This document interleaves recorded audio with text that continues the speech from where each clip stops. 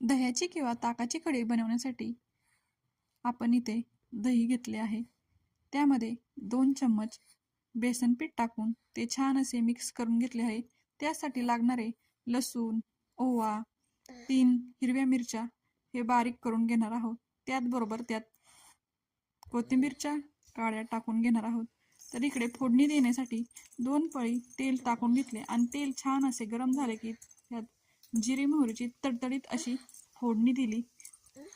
त्याचबरोबर जे बारीक केलेले वाटण, मिरची, लसूण, ओवा, कोथिंबीर हेही टाकून छान असे हलवून आवडत घेतले. असेल तर टाकू शकता, त्याने अजूनच चव येते. तर बघा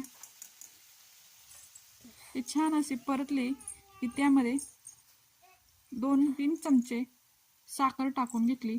आपल्या आवडीनुसार आपण साखर कमी जास्त करू शकता.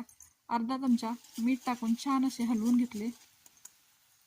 दही जरा आंबट असले की खूप छान चव लागते. फोडणी परतत आली की त्यामध्ये हळद टाकून घेतली आणि त्यानंतर आपण दही आणि बेसन एकत्र केले होते तेही टाकून घेतले. सतत हलवत राहावे, नाहीतर कढी फाटते.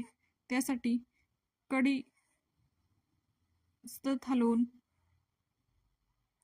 त्यामध्ये असलेले बेसन शिजेपर्यंत आपण 5-10 मिनटं कढी छान अशी शिजू देणार आहोत.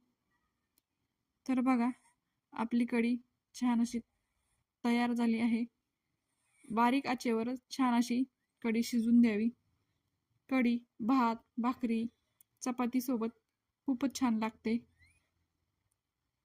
धन्यवाद.